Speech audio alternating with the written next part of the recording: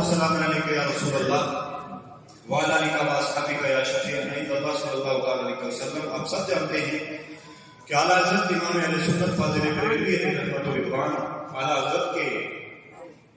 جو پیرانے سلسلہ ہے مارایرہ شریف والے قلبی شریف والا جو سلسلہ ہے، یہ سلسلہ قادریہ ہے۔ سرکار بغداد رضی اللہ تعالیٰ سے یہ سلسلہ منسلک ہوتا ہے، اور ساری دنیا کے اندر بہت سارے سلسلے ہیں، بہت ساری شاخیں ہیں، ذیلی شاخیں جو سرکار بغداد سے ہوتی ہوئی موضع کائنات اور پھر حضور سید عالم صلی اللہ علیہ وسلم پر جا کر کے وہ پہنچتی ہیں۔ تو اعلیٰ حضرت بھی چونکہ اسی در کے گدا ہیں، اور انہوں نے اپنی گدائی کا جو ثبوت پیش کیا ہے، اور سرکار بغداد کی بارگاہ میں جو انہوں نے اپنا عریضہ پیش کیا ہے، ان کے الفاظ کے اندر ہم سب مل کر کے سرکار بغداد کی بارگاہ میں وہ منقبت شریف گنگنائیں گے، اور انشاءاللہ سرکار بغداد سماعت بھی فرماتے ہیں اور فرمائیں گے، واہ کیا مرتبہ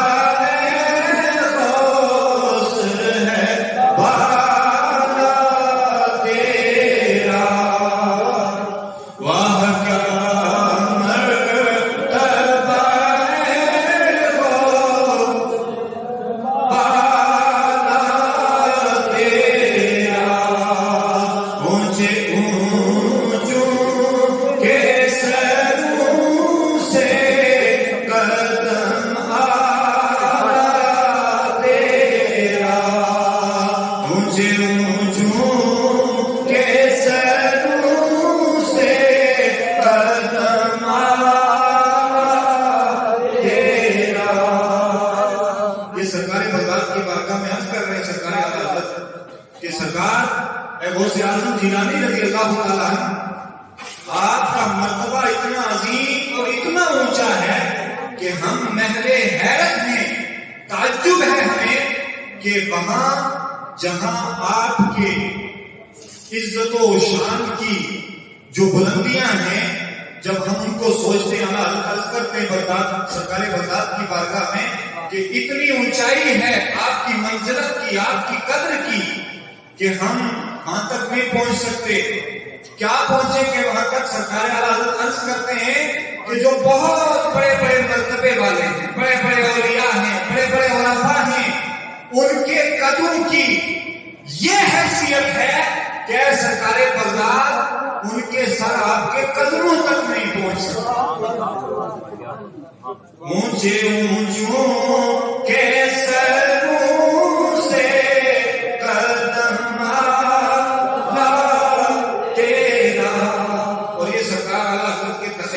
اپنے نہیں،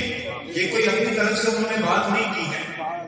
یہ وہ حقائق ہے کہ جب سرکار غوث اعظم رضی اللہ تعالیٰ کی ذات آپ سمجھتے ہیں، سب جانتے ہیں، اور ہم سب بڑے پیر کے نام سے، دستگیر کے نام سے، غوث اعظم کے نام سے آپ کو یاد کرتے ہیں، اور پوری دنیا کے اندر یہ 11ویں شریف منائی جاتی ہے۔ اور یہ کیوں منائی جاتی ہے، اس کے تعلق سے بھی میں چند باتیں انشاءاللہ عرض کرنے کی کوشش کروں گا، سمجھنے سمجھانے کی، چونکہ یہ ایک ایسا وظیفہ ہے 11ویں شریف کا کہ جو اولیاء کاملین ہیں، بزرگان دین فرماتے ہیں اس کے تعلق سے، وہ فرماتے ہیں کہ یہ 11ویں جو ہے یہ سرکار بغداد کی خود اپنی روایت ہے، خود آپ نے اپنی زندگی میں اس کو شروع کیا۔ اصل میں یہ 11ویں سرکار غوث اعظم اپنے جد کریم سرکار رحمت عالم صلی اللہ علیہ وسلم کی بارگاہ میں بطور ہدیہ پیش فرمایا کرتے تھے۔ 11ویں اس کا نام اس لیے پڑا کہ 11 تاریخ کو سرکار غوث اعظم ہر 11 تاریخ کو اپنے نانا جان سرکار محمد عربی صلی اللہ علیہ وسلم کی بارگاہ میں ہدیہ پیش فرمایا کرتے تھے، اور آپ کے اس درس کے اندر جتنے طلبہ ہوتے تھے، اس جو وہ مدرسہ قادریہ جو آپ نے قائم فرمایا بغداد شریف کے اندر، اور آپ کے مریدین، آپ کے متوسلین، آپ کے محبین وہاں جو حاضر ہوتے تھے،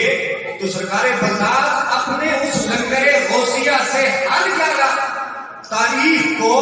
اپنے جد کریم کا ختم پڑھ کر کے، ختم کا مطلب ہوتا ہے ان کی بارگاہ میں جو ذکر و اذکار، تسبیح و تحلیل، درود و سلام کے ہدیے پیش کر کے اور قرآن کریم کی تلاوتیں پیش کر کے پھر وہ جہاں حاضرین ہوتے تھے ان کو کھانا کھلایا کرتے تھے. تو یہ وہ لنگر ہے، اصل میں یہ 12ویں شریف کا لنگر تھا. سرکار بغداد کی پوری زندگی میں جب تک آپ رہے باحیات، ظاہری طور پر آپ ہر 11 کی اپنے نانا جان کی فاتحہ کیا کرتے تھے، ہدیہ کیا کرتے تھے، اور پھر اللہ تبارک و تعالیٰ کی بارگاہ میں آپ کا یہ معمول اتنا پسند ٹھہرا کہ آپ کا وصال بھی 11 کو ہو گیا. اور پھر وہ جو سرکار بغداد کا معمول تھا 12ویں کا، جو 11 کو آپ کیا کرتے تھے، نماز عصر کے بعد سے عشاء تک کی یہ جو محفل ہوتی تھی سرکار بغداد کی، تو آپ کے وصال ظاہری کے بعد پھر وہ 11 تاریخ کی نسبت سے اس کا نام 11ویں ہو گیا. اور جو ہم ایصال ثواب سرکار بغداد ایصال ثواب کیا کرتے تھے اپنے نانا جان کی بارگاہ میں، اس میں سرکار بغداد کو خصوصیت کے ساتھ شامل کر کے اس کا نام 11ویں شریف رکھتے ہیں. اور اس کی حقیقت ہے کیا؟ ایصال ثواب کیا ہے؟ اور بعض لوگ ذہنوں کے اندر ایک خلجان پیدا ہوتا ہے، ایک خیال آتا ہے کہ بھائی ساری کائنات اور یہ ساری امت تو حضور کی شفاعت کی منتظر ہے، وہ تو معصوم عن الخطا ہے، حضور سید عالم صلی اللہ علیہ وسلم. پھر سرکار بغداد کو کیا ضرورت ہے ان کی بارگاہ میں ہدیہ بھیجنے کی؟ تو اس کا جواب یہ ہے کہ جو جتنے بلند مرتبوں پر ہوتا ہے تو جو اس تک آپ کی طرف سے ہدیہ پہنچتا ہے اس کے درجات میں بلندیاں ہوتی ہیں. وہ محتاج نہیں ہے آپ کی نیاز کے، آپ کی 11ویں کے، آپ کی 12ویں کے. یہ ہمیں اپنی نسبتیں بتانی ہوتی ہیں کہ ہم بھی اسی در کے گدا ہیں. اور جب ہم اپنی طرف سے ہدیہ پیش کرتے ہیں ان کی بارگاہوں میں تو وہ ہدیہ قبول کر کے جب خوش ہو جاتے ہیں اپنے غلاموں سے تو ان غلاموں کی جو بگڑیاں ہیں وہ بن جاتی ہیں، وہ سمجھ جائے گا. ضرورت تو ہمیں اسی طرح سرکار بغداد ولیوں میں ایک وہ محترم اور اعلیٰ مقام رکھتے ہیں. حضرت شہاب الدین سہروردی رضی اللہ تعالیٰ سلسلہ سہروردیہ جس کی ایک ذیلی شاخ حضرت سلطان العارفین رضی اللہ تعالیٰ کشمیر کے اندر، حضرت شاہ رمضان رضی اللہ تعالیٰ خود سلسلہ کبرویہ کی انہوں نے تربیت فرمائی ہے کشمیر کے اندر. حضرت بلبل شاہ کشمیری رحمۃ اللہ تعالیٰ وہ بھی اسی سلسلہ سہروردیہ میں تھے. لیکن آپ اس دنیا کے اندر سرکار بغداد کا جو یہ 5ویں صدی کا دور ہے اس دور کے سارے اکابرین کو اٹھا لیں، چاہے شہاب الدین عمر سہروردی ہوں، چاہے حضرت بہاؤالدین نقشبند مشکل کشا ہوں جو 150 سال بعد بخارا کے اندر پیدا ہو گئے ہیں، چاہے وہ ہوں، چاہے ان سے پہلے کے ہوں، چاہے ان کے ہم اثر ہوں، ہر ایک کی زبان پہ یہی تھا، واہ کا مرتبہ اے غوث ہے والا تیرا، اونچے اونچوں کے سر سے قدم والا تیرا. تو اعلیٰ حضرت نے اپنی طرف سے نہیں بلکہ یہ ترجمانی کی ہے ان اولیاء اوپر کی. حضرت شاہ محمد قیس رحمۃ اللہ تعالیٰ، حضرت ابوبکر بن حوارہ رضی اللہ تعالیٰ نے، یہ وہ لوگ ہیں کہ حضرت ابوبکر حوارہ رضی اللہ تعالیٰ یہ ایک ایسے اللہ کے ولی ہیں کہ حضرت سیدنا ابوبکر صدیق رضی اللہ تعالیٰ خلیفہ افضل سرکار کے جو پہلے خلیفہ ہیں اور مرتبہ صدیقیت پر فائز ہیں. ولایت کے اندر ایک مقام ہے صدیقیت کا، اس مقام پر سرکار صدیق اکبر ہے سب سے اوپر. تو سرکار صدیق اکبر رضی اللہ تعالیٰ نے ان کو خواب میں دیکھا. حضرت ابوبکر حوارہ، ان کا نام بھی ابوبکر اور ادھر سے نسبت بھی سرکار ابوبکر صدیق سے، خواب میں دیکھا. حضرت ابوبکر صدیق نے ان کو اپنی طرف سے کچھ تبرکات عطا فرمائی، غالباً ایک جبہ عطا فرمایا یا ایک چادر عطا فرمائی. خواب میں دیکھا تھا، لیکن ابوبکر بن حوارہ فرماتے ہیں کہ جب میں بیدار ہوتا ہوں، جب میں جگا اس خواب سے، اس نیند سے، تو میں نے دیکھا کہ سرکار سیدنا صدیق اکبر کا وہ عطا کیا ہوا جبہ اور وہ آپ کا تبرک میرے پاس موجود تھا. یہ حضرت ابوبکر بن حوارہ تقریباً 250 سال سرکار بغداد سے پہلے گزرے، مگر 250 سال پہلے انہوں نے یہ فرمایا تھا یہ ارشاد فرمایا تھا حضرت امام ابن حنبل کے بارے میں، حضرت سیدنا سری سبتی کے بارے میں، حضرت علی حیاتی کے بارے میں، سرکار بغداد کے بارے میں کہ یہ وہ لوگ ہوں گے جو زندگی میں تو تصرف کریں گے اللہ کی مدد سے، لوگوں کو اپنے فیض سے دریافت تو کریں گے ہی، بڑے پائے کے بزرگ ہوں گے، مگر 8 لوگوں کا نام لیا، ان 8 میں 4 یہ جو میں نے بتائے، سرکار بغداد رضی اللہ تعالیٰ، شیخ سید عبد القادر جیلانی، اور فرمایا یہ شیخ سید عبد القادر جیلانی حسنی حسینی سید ہوں گے، بغداد کی سرزمین میں آئیں گے، وہاں نکارے بجائیں گے، جیلانی کی جائے پیدائش ہوگی، یہ نجیب الطرفین ہوں گے، اور ایک وقت آئے گا اہل بغداد کے اوپر کہ بغداد کی مسجد میں کھڑے ہو کر کے یہ عبد القادر جیلانی ارشاد فرمائیں گے قدمی حاضی علی رقبت کل ولی اللہ، تو وہ ایک ایسا مقام ہوگا کہ ساری کائنات کے جتنے اولیاء اللہ ہوں گے سرکار بغداد کا یہ فرمان سن کر کے اپنی گردنیں جھکائیں، اور وہ وقت آیا۔ اسی طرح حضرت شاہ محمد کیسر رحمۃ اللہ تعالیٰ علیہ نے یہ بشارت پہلے ہی 1 صدی پہلے دے دی تھی کہ عبد القادر جیلانی آئیں گے، جیلان میں پیدا ہوں گے، بغداد میں ورود ہوگا، بغداد کی جامع مسجد ہوگی، اور وہاں سرکار بغداد یہ اعلان فرمائیں گے، اور وہ اعلان ہوا۔ حضرت علی حیاتی رضی اللہ تعالیٰ جن کے بارے میں بھی حضرت ابوبکر بن حوالہ رضی اللہ تعالیٰ نے اپنی بشارت پہلے ہی دے دی تھی، جب سرکار بغداد قطبیت اور فردیت کی منزل پر فائز ہوتے ہیں، بغداد کی جامع مسجد ہے، سرکار بغداد واز کر رہے ہیں، واز کے دوران آپ نے جب یہ اعلان فرمایا تو حضرت علی حیاتی رضی اللہ عنہ یہ وہاں موجود تھے، ان کا خود کا بیان ہے، وہ ارشاد فرماتے ہیں کہ میں وہاں پر موجود تھا اور اس محفل کے اندر 300 سے زیادہ وقت کے کتب اور غوث بیٹھے ہوئے، سرکار بغداد کی محفل میں۔ یہ کوئی کسی چھوٹے موٹے پیر کی بات نہیں، یہ پیرانے پیر کی بات ہے، اور یہ حضرت علی حیاتی کون ہے؟ حضرت علی حیاتی ان لوگوں میں سے ہیں کہ جو مردوں کو ٹھوکر مار دیں، تم بِإِذْنِ اللہ کہتے ہیں تو مردے زندہ ہو کر اٹھ جایا کرتے ہیں۔ اس پائے کے بزرگ سرکار بغداد کی محفل میں احتساب فیض کرنے آتے تھے، وہ بھی محتاج تھے سرکار غوث پاک کے۔ حضرت ابن جوزی عبد الرحمن ابن جوزی بہت بڑے محدث ہیں، میں اس طرف بھی آؤں گا۔ علم میں کیا مقام تھا، صرف کرامتیں نہیں دکھائی سرکار بغداد نے، 25 سال علم حاصل کیا، 25 سال والدہ سے اجازت لے کر کے جب آپ نکلے، اور وہ ابھی واقعہ سنایا انہوں نے، وہ ڈاکوں اور چوروں والا ایک واقعہ نہیں، سینکڑوں واقعات ہیں، اور 1 لاکھ سے زائد ڈاکوؤں نے، چوروں نے آپ کی بارگاہ میں توبہ آتی کی، اپنی برائیوں کو چھوڑا ہے۔ وہ صرف پیر نہیں تھے، وقت کے محدثین ابن جوزی جیسے لوگ جو اپنے علم پر، علم حدیث پر، علم تفسیر پر فخر کیا کرتے تھے اور اپنے مقابلے میں کسی کو نہیں سمجھتے تھے، یہ سرکار بغداد کی مسئلہ ہے۔ یہ بھی حضرت سرکار بغداد کی بارگاہ میں جب حاضر ہوئے تو دل کے اندر کچھ شکوک و شبہات تھے، انہوں نے سوچا تھا ایسے کوئی چلتا پھرتا پیر ہوگا جس کو قرآن و سنت کا پتہ نہیں ہوگا، مگر جب سرکار بغداد کی بارگاہ میں آتے ہیں، سرکار بغداد تفسیر کا درس دے رہے تھے،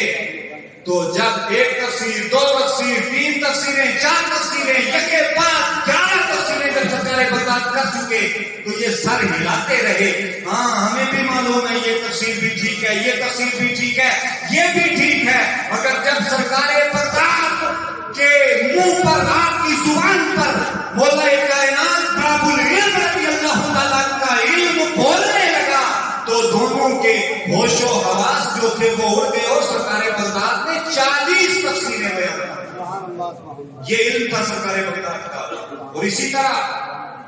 اعلیٰ حضرت نے، میرے کہنے کا جو مقصد ہے، میں پس منظر اس شعر کا جو سرکار بغداد نے، سرکار بغداد کی بارگاہ میں اعلیٰ حضرت نے پیش کیا،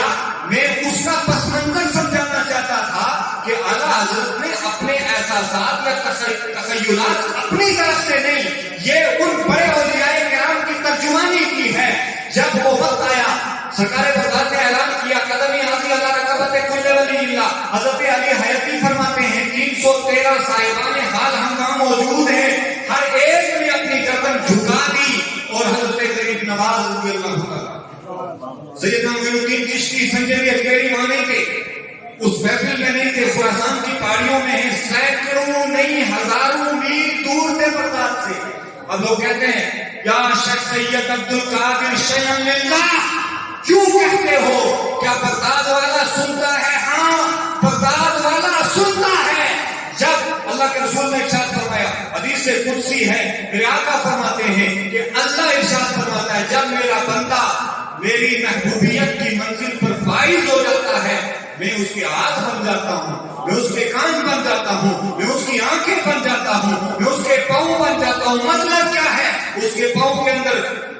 طاقت اور میری قدرت کی جلوہ گریاں تمہیں دکھائی دیتی ہیں. اس کی آنکھوں کے اندر وہ ہوتا تو بغداد میں ہے, ہوتا تو مدینے میں ہے, ہوتا تو اجمیر میں ہے, مگر تم منڈی سے پکارو, تم کسی جگہ سے پکارو, جو میری محبوبیت کی منزل پر فائز ہو جاتا ہے اس کی آنکھوں میں, اس کے کانوں میں, اس کے ہاتھ پاؤں میں وہ طاقت آ جاتی ہے کہ تمہاری عقلیں اس کو سمجھ نہیں سکتی. کیونکہ اللہ کی قدرت کو کون سمجھ سکتا ہے؟ اللہ کی قدرت کو کوئی نہیں سمجھ سکتا. تو ہم یا شیخ سید عبد القادر شیئا للہ پڑھیں, یا المدد غوث اعظم پڑھیں, یہ سب پڑھنا جائز ہے, مگر کب؟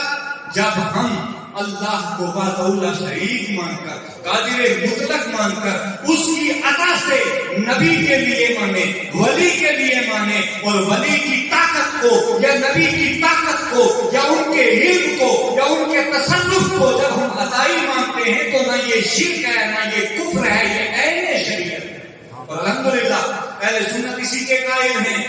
وہ کسی نبی, کسی ولی کو نبی کے مرتبے پر نہیں لے جاتے. ولی کا اپنا مقام ہے. غوث پاک جیسے ہزاروں غوث پیدا ہو جائیں, کسی صحابی کے مرتبے تک نہیں پہنچ سکتا. ہزاروں نہیں لاکھوں سارے صحابہ جمع ہو جائیں,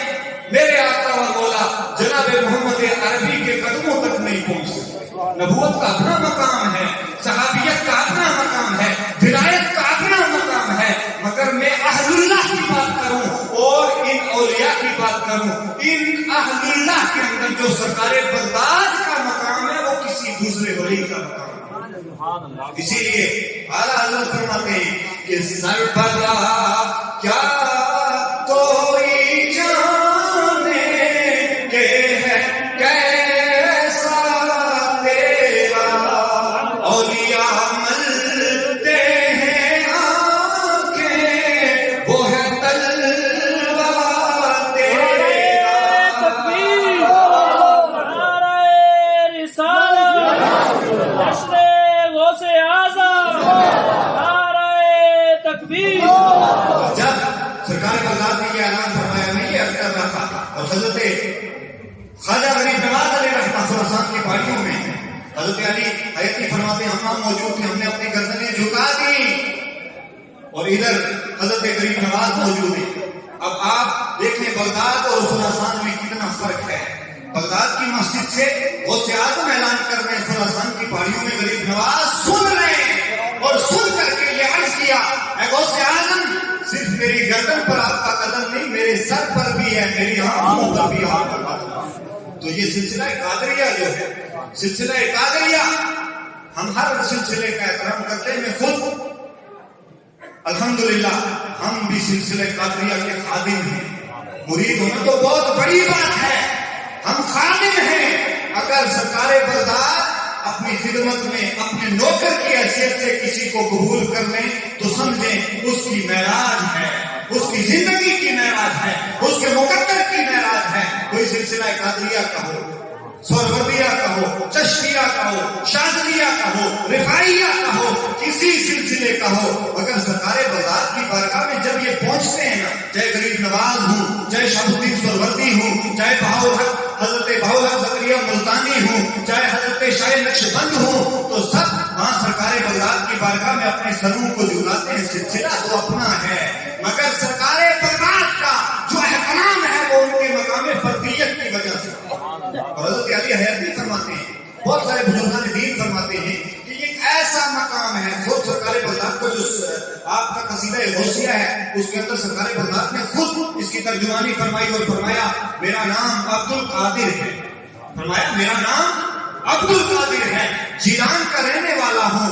میرا جو نسب ہے, پھر اپنا نسب آپ نے بیان فرمایا کہ میرا نسب حسنی اور حسینی ہے, میں حسنی بھی ہوں حسینی بھی ہوں, میرے والد امام حسن کے ذریعے سے سرکار تک پہنچتے ہیں اور میری والدہ سیدہ فاطمہ کے ذریعے سیدہ فاطمہ زہرا سے ہوتی ہوئی سرکار صلی اللہ علیہ وسلم تک پہنچتی ہے. تو یہ ایک ایسا چشمہ ہے نا, یہ ایک ایسا دریا ہے, ایسا سمندر ہے, چاہے کوئی ادھر سے جائے چاہے کوئی ادھر سے جائے, ادھر والا بھی سیراب ہوتا ہے اور ادھر والا بھی سیراب ہوتا ہے. اور آگے اللہ حضرت نے کیا عرض کیا, کیا دبے جس پہ حمایت کا ہو پنجا تیرا, یہ اس کو ہاتھ کو پنجا بولتے ہیں, اس میں 5 انگلیاں ہوتی ہیں. تو ایک تو یہ پنجا جو سرکار بغداد کا پنجا, یہ پنجا کس کا ہے؟ 13 واسطوں سے سرکار بغداد حضور تک پہنچتے ہیں, یعنی آپ کا جو سلسلہ نسب ہے 13 واسطوں سے وہاں پہنچ جاتا ہے, چاہے والدہ کی طرف سے ہو چاہے والد صاحب کی طرف سے ہو, وہاں تک پہنچتا ہے. بیچ میں کون کون آتا ہے؟ سیدنا امام حسن,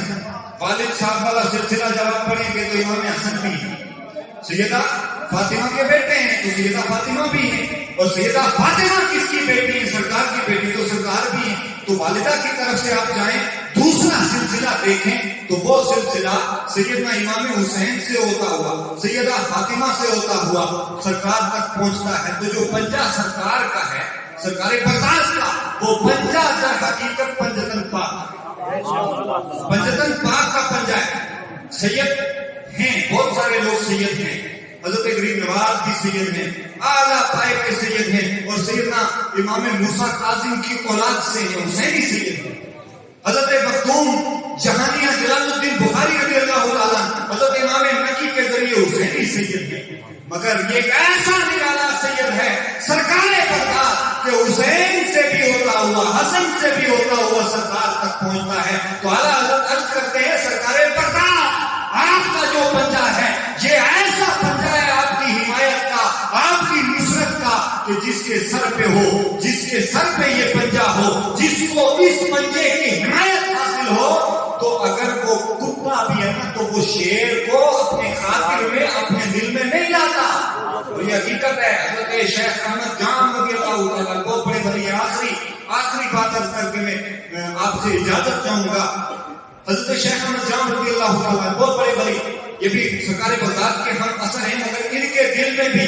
ایک بات آ گئی تھی, ایک خیال آیا تھا کہ یہ شیخ عبد القادر جیلانی جن کا لوگ اتنا نام لیتے ہیں, اتنا مرتبہ بیان کرتے ہیں, چل کے دیکھتا ہوں وہ جان جاتے تھے, جس بارگاہ میں جاتے, جس ولی کے پاس جاتے, شیر کی سواری کیا کرتے تھے, اور اس شیر کے لیے ان کو خوراک کی ضرورت ہوتی تو اہل خانقاہ جو ہوتے تھے یا جو اللہ کا ولی وہاں ہوتا تھا اس سے وہ گائے یا کوئی دوسری خوراک طلب کیا کرتے تھے. جب سرکار بغداد کی بارگاہ میں پہنچتے ہیں, لیکن ان کے دل کے اندر وہ ایک چیز آ گئی تھی کہ میں تو شیر کی سواری کرتا ہوں, میرا کیا کر لیں گے وہ سے آگے. مگر اس کو ان کو نہیں یہ پتا تھا, وہ بہت بڑے اللہ کے ولی تھے, ان کو نہیں پتا تھا کہ یہ عبد القادر جیلانی اس مقام فردیت پر قائم ہے جہاں کوئی دوسرا پہنچا ہی نہیں.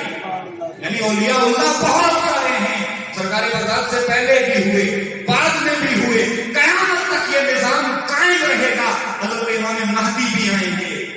حضرت عیسیٰ بھی میرے سرکار کے امتی بن کر کے آئیں گے, مگر وہ ایک امتی کی حیثیت سے حضرت عیسیٰ آئیں گے, امتی کی حیثیت سے حضرت امام مہدی بھی آئیں گے. مگر ان سے پہلے اور حضرت امام حسن عسکری کے بعد کا جو دور ہے یہ دور غوث اعظم کا ہے. کوئی کتنے بڑے مرتبے والا آیا تو اس کو اپنا سر جھکانا پڑا. شیخ احمد جب پہنچتے تو اپنی روایت کے مطابق سرکار بغداد کی بارگاہ میں پیغام بھیجا کہ میں آپ کی خانقاہ غوثیہ قادریہ میں بغداد میں حاضر ہوا ہوں, میرے شیر کی خوراک کا انتظام کیا جائے. سرکار بغداد نے اپنے خادموں کو حکم دیا کہ ٹھیک ہے اس کو دے دی جائے گائے جو اس کا شیر کھائے گا. لیکن وہاں ایک کتا پڑا ہوا تھا جو بیٹھا رہتا تھا, ہڈیاں لنگر کا بچا کچا کھانا کھاتا رہتا تھا. جب وہ آپ اندازہ کریں کہ سرکار بغداد تو سرکار بغداد اس چوکھٹ پر ایک کتا اگر بیٹھا ہوا ہوتا تھا تو وہ بھی اتنا ادراک رکھتا تھا کہ کون غوث اعظم کے لیے اچھا سوچ کے آیا اور کون سی نیت لے کر. اور یہ کتے، یہ نئی بات نہیں ہے. اصحاب کہف کے لیے قرآن کریم میں آپ پڑھ لیں کہ کتے نے، اور کتے کا وہاں کیا مقام تھا. اور کتا جب بھونکا تھا، کتوں کی عادت ہے بھونکنا، تو اصحاب کہف نے جب دیکھا کتا ہمارے پیچھے لگ گیا ہے اور دقیانوس کو ہماری خبر لگے گی، ہماری جان چلی جائے گی، تو وہ 7 یا 8 اس میں اختلاف ہے. وہ اصحاب کہف جب انہوں نے اس کتے کو پیچھے آتے دیکھا تو ان میں سے کسی ایک نے کہا تھا کہ اس کتے کو بھگایا جائے، کیونکہ یہ بھونکے گا، اور جب بھونکے گا تو شور ہوگا تو باہر ہماری خبر جائے گی اور ہم پکڑے جائیں گے. اور انہوں نے چھپنا تھا، اس ظالم بادشاہ سے چھپنا تھا. تو وہ کتا تفسیر کے اندر آتا ہے، وہ کتا اللہ تبارک و تعالیٰ کے حکم سے، اللہ کی عطا سے بیٹھ گیا. جیسے انسان بیٹھتا ہے، اگلے اپنے دونوں پنجوں کے بل بیٹھا ایسے. اس نے عرض کیا، اب اس کو اللہ نے زبان عطا فرما دی. اس نے عرض کیا اصحاب کہف جو اللہ کے ولی تھے ان کی بارگاہ میں کہ اصحاب کہف آپ فکر مند نہ ہوں، میں وہ کتا نہیں ہوں جو ولیوں پر بھونکے، میں وہ کتا نہیں ہوں. یعنی کتوں کو بھی اللہ نے ان کے دلوں میں، ایک تو وفاداری تو کتے کے ضمیر میں شامل ہے، یہ آپ جانتے ہیں، وہ کبھی بے وفا نہیں ہوتا. دوسرا، کتا کبھی اللہ کے ولی پر نہیں بھونکتا. تو اس نے عرض کیا ہے اللہ کے ولیوں میں کتا ضرور ہوں مگر اللہ کے ولیوں پر بھونکنے والا کتا نہیں ہوں. تو اب آپ اس کتے کی طرف آئیں. شیخ احمد جان کو جب گائے دی گئی، سرکار بغداد نے حکم دے دیا ٹھیک ہے دے دی جائے. جب گائے لے کے شیر کی طرف لے کے جا رہے تھے تو وہ مرا لاغر کمزور کتا، اس کی غیرت نے گوارا نہیں کیا کہ میرے پیر کی گائے شیخ احمد جان کا شیر کھا جائے. تو وہ لاغر سا کتا وہ بلک اٹھا، وہ کود پڑا اور اس شیر کو اس نے پھاڑ کر اس کے پیٹ پہ حملہ کیا اور اس کو پھاڑ کر کے ختم کر دیا، اس کی جان لے لی. پھر پتا چلا شیخ احمد جان کو، تو شیخ احمد جان سمجھ گئے کہ میرے دل کے اندر جو ایک خیال آیا تھا، ایک وسوسہ آیا تھا، یہ مجھے اس کی سزا ملی ہے سرکار بغداد کی طرف سے. اپنی طرف سے سرکار بغداد نے کچھ نہیں کیا، مگر وہ کتا وہ سمجھتا تھا، اس کو ادراک تھا، اور سرکار بغداد رضی اللہ تعالیٰ عنہ کی وفاداری کا ثبوت دیتے ہوئے شیخ احمد جان کے شیر کو اس نے پھاڑ کر کے ختم کیا. اللہ تعالیٰ سرکار بغداد کی ہم سب پر نظر عنایت رکھے، ان کی وسیع